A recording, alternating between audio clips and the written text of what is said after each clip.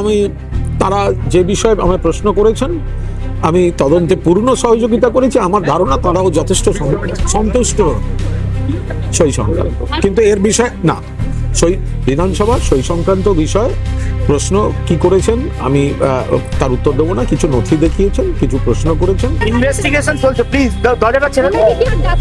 আমি নিজে কনফিডেন্ট যে ওনারা স্যাটিসফাইড। দাদা, আপনাকে কি আর যেতে বলা হয়েছে, তলব করা হয়েছে? না, সেরকম তো কিচ্ছু বলেননি।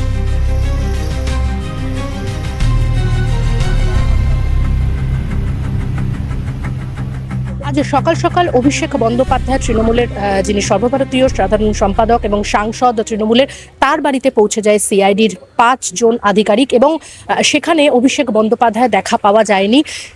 যেটা জানা গিয়েছে পরে যে তিনি কুণাল ঘোষের বাড়িতে, বেলেঘাটার যিনি তৃণমূলের বিধায়ক, তার বাড়িতে তিনি আসেন এবং বেলেঘাটার যিনি নিহত কর্মী, তৃণমূলের কর্মী যিনি মারা গিয়েছেন অর্থাৎ নিহত হয়েছেন, বিশ্বজিৎ পট্টনায়ক, তার পরিবারের সদস্যদের সঙ্গে কিন্তু তিনি এই রামমোহন রায় 1 by 1 রামমোহন রায়ের যে কুণাল ঘোষের বাড়ি, আমি ঠিক তার সামনেই দাঁড়িয়ে রয়েছি, সেখানে তার সেই নিহতের পরিবারের সঙ্গে দেখা করেন দীর্ঘক্ষণ এবং তারপরেই কুণাল ঘোষ এখানে সাংবাদিক সম্মেলন করছিলেন এবং তারপরেই সেই অভিষেক বন্দ্যোপাধ্যায়ের বাড়ির পর সিআইডি আসেন এই কুণাল ঘোষের বাড়ি অর্থাৎ বেলেঘাটার যিনি তৃণমূল কংগ্রেসের বিধায়ক, তার বাড়িতে কিন্তু সিআইডির আধিকারিকরা আসেন দীর্ঘক্ষণ, অর্থাৎ প্রায় ঘন্টা খানেক জিজ্ঞাসাবাদ চলে।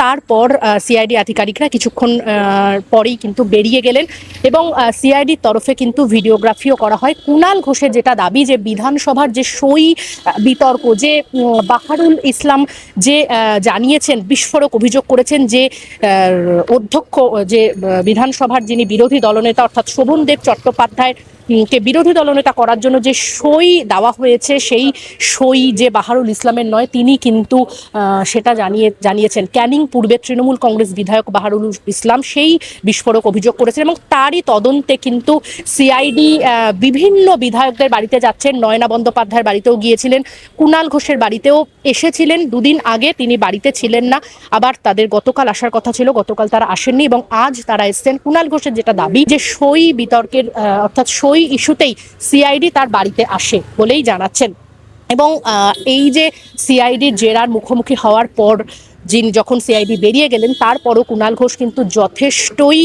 একেবারে খোশ মেজাজে রয়েছেন এবং কুণাল ঘোষের যেটা দাবি অর্থাৎ তৃণমূল কংগ্রেস বিধায়ক কুণাল ঘোষের যেটা দাবি যে তিনি যে উত্তর তাদেরকে দিয়েছেন তাতে সিআইডি সন্তুষ্ট হয়েছে। পরশুদিন এসেছিলেন, আমি তখন ছিলাম না, কথা হয়েছিল গতকাল আসবেন, তো গতকাল আসতে পারেননি, এসছেন আজ এসেছিলেন।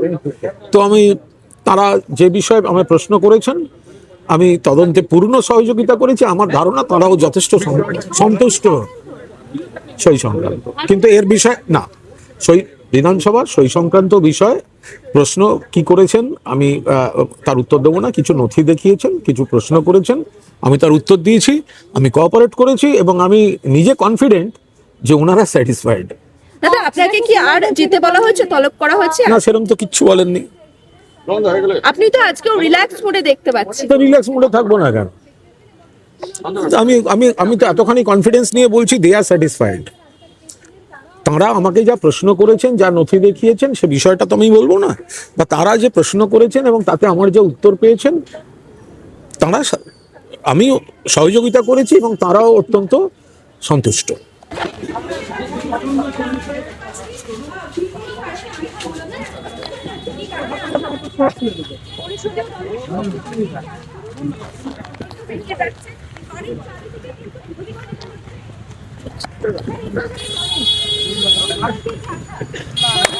আমাদের অনেকগুলো ব্যাপার চলছে, পরে আপনাদের জানতে পারবেন। কি বিষয় এসেছিলেন?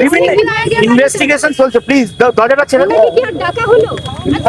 জানতে পারবেন। হ্যাঁ, দরজাটা ছেড়ে দিন, আপনি আমার গাড়ি। ক্যামেরায় জয়ের সঙ্গে নিবেদিতা, বাংলা হান্ট, কলকাতা।